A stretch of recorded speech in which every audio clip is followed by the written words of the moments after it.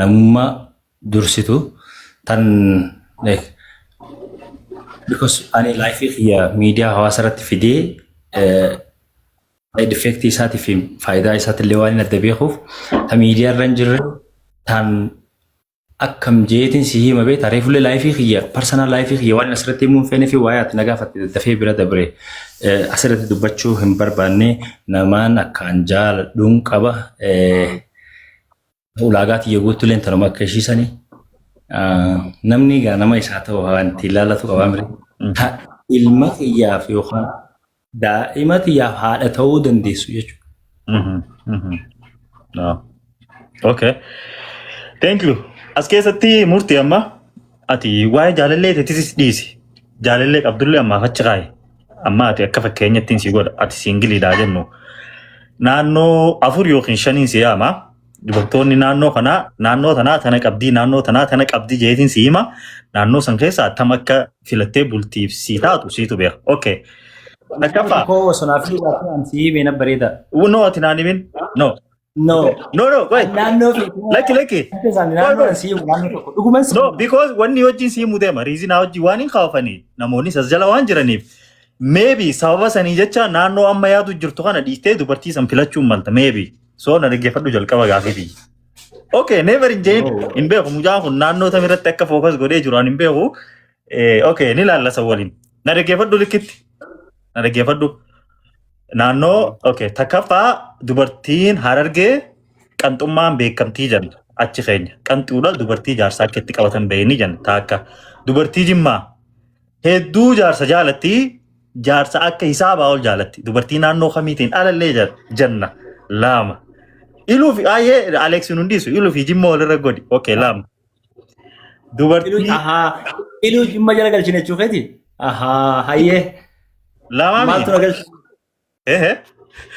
walirra godhe wait lawaafi dubartii naannoo eessaa goonaa takka dubartii naannoo Arsii hedduu jaarsa kabajii hedduu abbaa manaa ishiitiif kabajaa guddaa qabdi bakka guddaa qabdi abbaa manaa ulfeessiti sadii dubartii naannoo eessaa goonaa takka dubartii okay Wallaggaa goonu Wallaggaa 4 dubartii Wallaggaa jechoonni ishii hedduu mimmi'aawa yeroo siyaamtu murtii koo siin jetti so garaa dhaa nama gooti 4 okay dubartiin tuni hundigaa keezii mataa ishee adda addaa qabdi murtiin afuran kana keessaa naannoota dubartoota kanneen keessaa dubartoota kan filatee haadha manaa godhata dubartii eessaa. Okay. Yaanni bareedaadha. Kaduraa yaaddisan dhiisi amma kanarra focus godhi. Okay. No. Okay. Ayyee. Wanni hundi manarraa eegala jaanii malee. Ayyee mirga keeti sana naggalchu ansi. Yaa'ee lafa. Okay. Wanni hundi manarraa eegala. Ana jaartiin warra Harargeeti. Intala Harargeeti. Ulaagaa kiyya na gaafatte malee akka murtitti akka gandummaatti akka nama kaanitti miti. Kiyya. Ulaagaan reefu. Amma akkaataa dubartoonni okay. Si himuuftiin jiraata. Harargeedhaan. Maybe immoo ani muslima inshallah yoo bal'attee tabiraa fuudhuun jiraatte annama akkasitti illee yaadu miti tabiraa fuudhuun jiraatte kutaa 3 yaamtee memmaa Harargee malee. Harargee malee 3 yaa. Harargee malee 3 yaamtee sadeenuu itti dabaladheetiin 4 godhadhaa si jechuudha. Okay. Ayyee.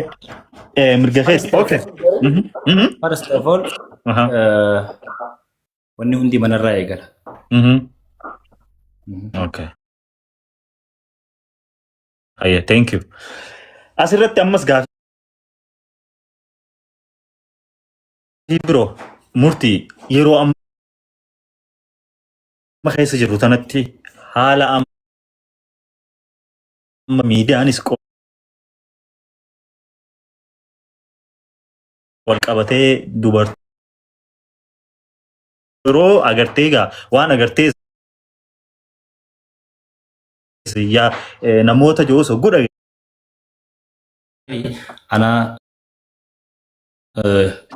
dubartoota hojii taphatu na arguu dandeessa akka atitti na yaaddus kabiraa ta'uu danda'a ani ammoo keessi xiyyaaf an kabiraati because real life fi social media life adda adda